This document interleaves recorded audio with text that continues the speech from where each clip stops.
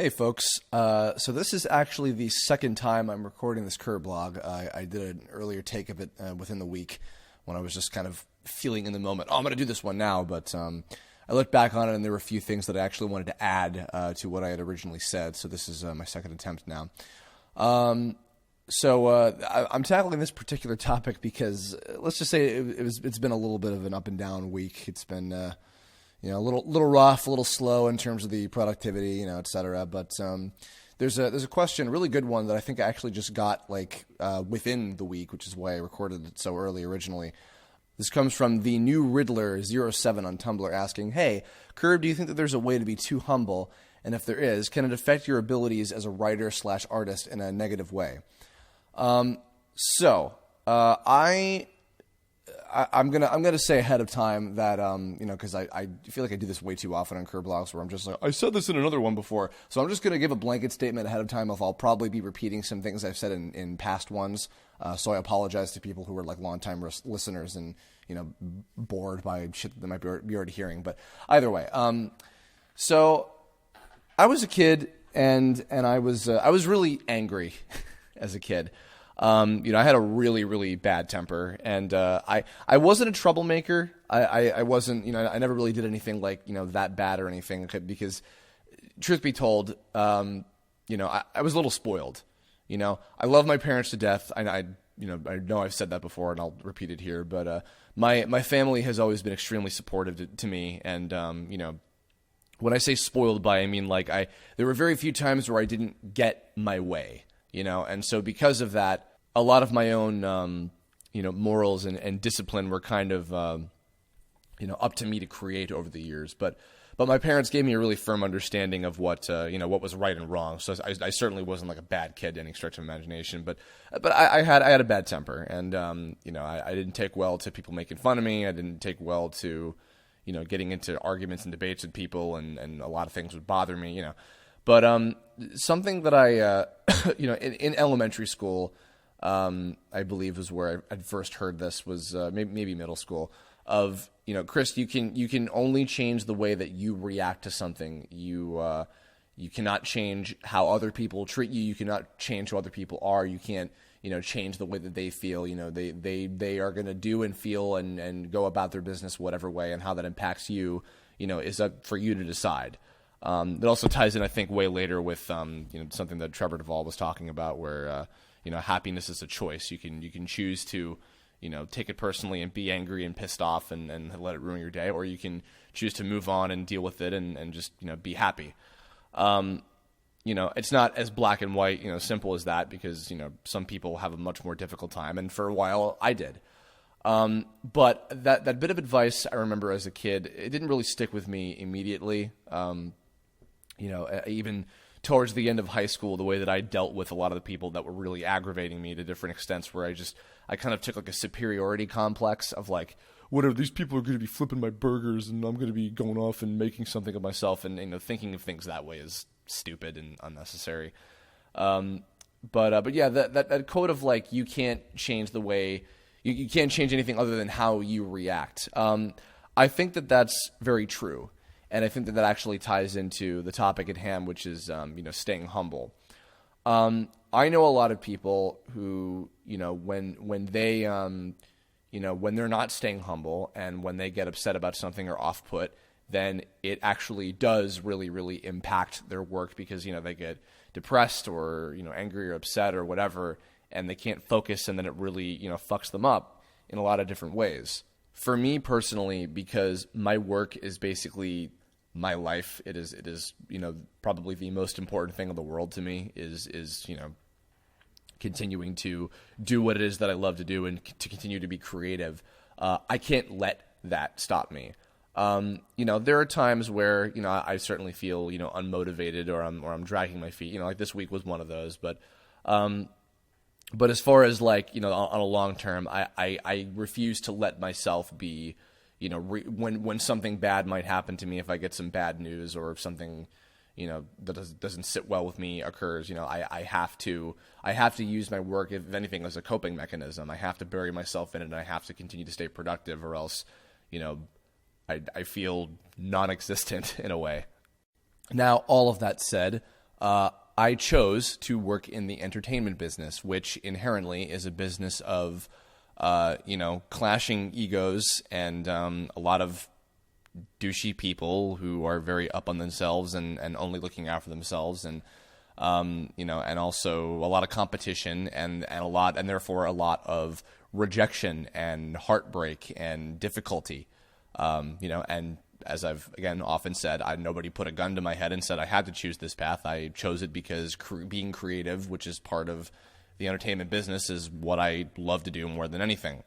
But that said, because I know that it is inherently a business that is wrought with all that stuff, I had to prepare myself for it. And so I had to develop a thick skin. And there's a lot of different ways, a lot of different instances and scenarios in where I have to apply, this kind of mentality of like, I have to change the way that I react. A couple, examples I can think of offhandedly are I applied for a storyboard position on a show that was, not far away from where I live, and my neighbor did as well. And, I worked hard on it, and I spent a few days over the Christmas vacation to make it really nice and everything. And so I turned it in, and, a couple weeks passed, and I got the email of, sometimes they don't even tell you this. I got the email of like, hey, thanks very much for applying. We're very sorry, but, we had many different participants, and, we had to pick one, so you didn't get the job, Now, the bad choice to make would be if, say, I got back to them or rather, like if say I was, being told that, and I would say, well, whatever, I didn't even want to work on your show anyway. I'm too good for this shit. Like, oh, whatever. Yeah, I get it. I'm not good enough. Like, fine, whatever. In either scenario of that, I'd be making myself look like an asshole. And then, when you make choices like that and you react that way, people will remember that, and they will get really, really upset, and they will, it'll leave a bad taste in their mouth and a bad impression, and then they might not even want to go anywhere near you. Sometimes in a work sense and sometimes in a just human being sense. Another case was, I know I told this story, but I'll repeat it again real quick. I got replaced on a show that I booked out here, as a voiceover job.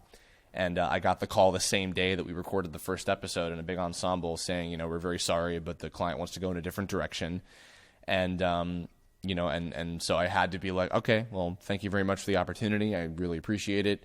Good luck to you guys, and thanks again. And and then another actor who I very much respect, I found out recently, got the part over me, which I'm like, hey, that's fantastic. And so cases like that, or even like when I'm just auditioning against somebody else and I know it's my friends, like I have to, I have to just step back and be like, hey, you know what? If when I'm beaten out for something, like, hey, that's fantastic. I'm really happy for you. I just had a case like that recently too, where I was auditioning for something and a friend of mine got it over me, and I genuinely was like, oh, that's fantastic. I'm really happy you got it. And that wasn't like me bullshitting. That wasn't me being a faker about it or whatever. I was genuinely happy for him, and that was part of how I'm able to get to that point is by being friendly and being nice with other people that I may or may not be competing with, so that there is no negativity in the competition of it or anything. It's perfectly fair and square. You know what I mean? And because again, if you don't especially when it's in person and your natural reaction to finding something out like that is going to be whatever it is, like you really do have to kind of zen that stuff out. You have to get to a point where you have to just be objective, and you have to be fair and honest with yourself, and just be cool about any of those kind of things. Again, as far as if it can impact, it can impact you. And again, I've seen it impact a lot of other people, and oftentimes when that happens, I hate to see it, because usually it's happening to people more often than not who I think are really, really talented, and they might be wasting a lot of their time and energy on being angry or sulking or anything because they didn't know how to handle something. And that's not to say that you can't be upset about when you're hit hard by something or whatever. Life has its ups and downs, of course, but it's being able to take that and take that experience, whatever it is, and really own it and move on and be okay. Because if you get too caught up in it, then yeah, you're just gonna be going on a downward spiral. one more example I'll give to kind of play the opposite side of the fence. Earlier this week, I had a guy, I think they were a guy, I don't know entirely, but there was a person on Twitter who, just offhandedly was like, hey, your work is really mediocre, and you're coming off in a way that, you're putting no passion into anything that you've done. You've made no improvements over any of your work since Brawl Taunts.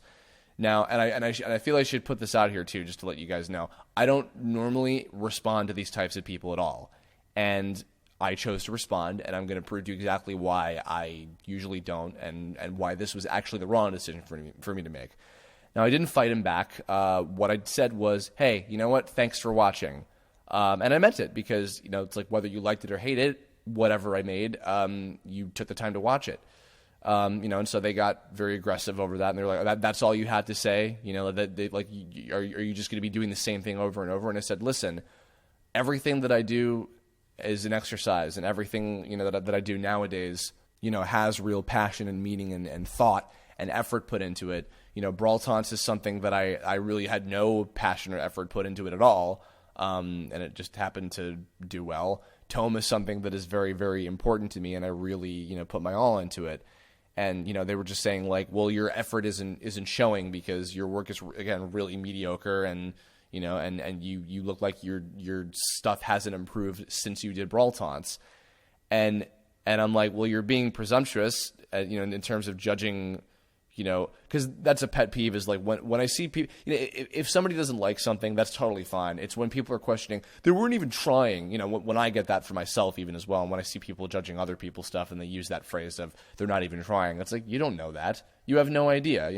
That crappy movie or game or whatever the hell it is that you just experienced, there might have been a ton of effort put into it. You just didn't like it, and you're fair to judge that, but it's not fair for you to say, oh, they weren't even trying, because you don't know that. You don't know that for a fact unless it's, otherwise stated.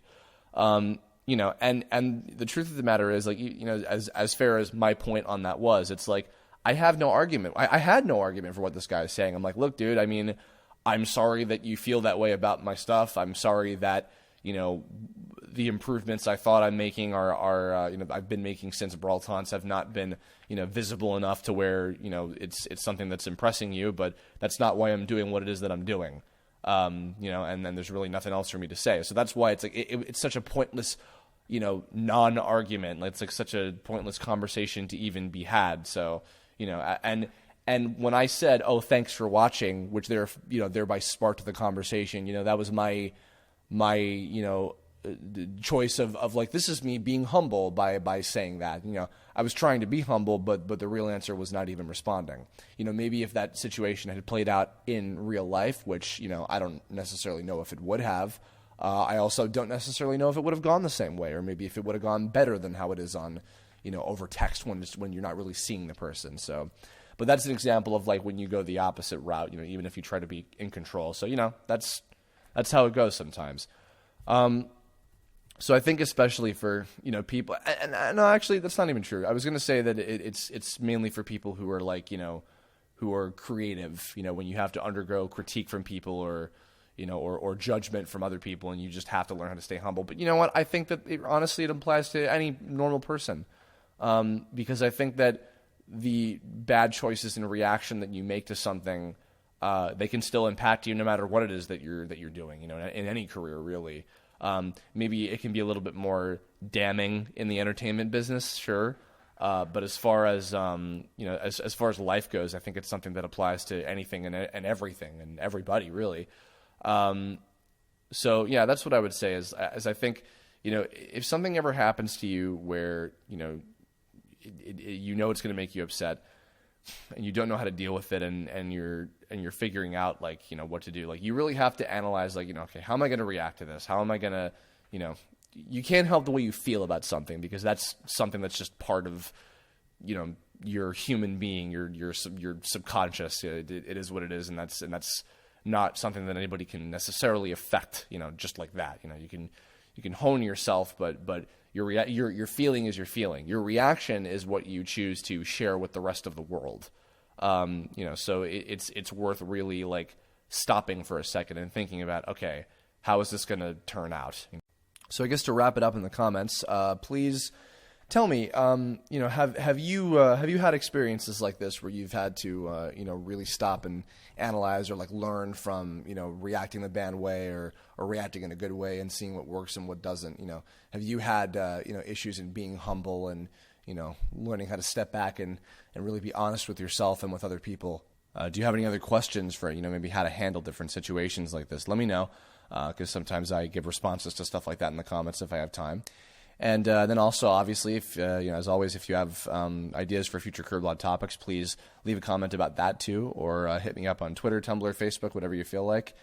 And this is a good one. I wanted to re-record this one because I wanted to add a couple extra things that I didn't think to include the first time, and I think this was a better, less kind of off the cuff. I'm in a bad mood and I want to express myself, because I recorded the first take of this when I was basically in a bad mood and needed to vent. But I think this is a little bit of a more solid, and better executed, version of the topic. So, yeah, hope you got something out of it. Hope you enjoyed listening. Thanks so much for listening, and I will see you all on the next one. Bye-bye.